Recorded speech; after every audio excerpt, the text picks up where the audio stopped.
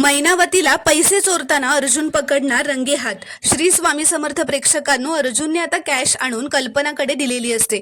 तो तिला म्हणतो, मम्मा तू कॅश मागितली होतीस ना, मी थोडी काढली आहे, अजून लागले तर सांग, काढून आणतो। त्यावर कल्पना ते पैसे आता सायलीला देते व म्हणते, सायली तूच ठेव ना हे पैसे। आता सायली ते पैसे घेते। ते मैनावती लोखंडेनं पाहिलेलं असतं।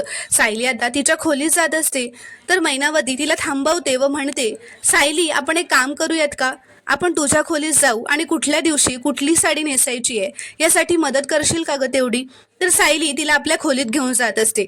सायली ते पैसे तिजोरीत ठेवत असते। ते मैनावतीनं पाहिलेलं असतं।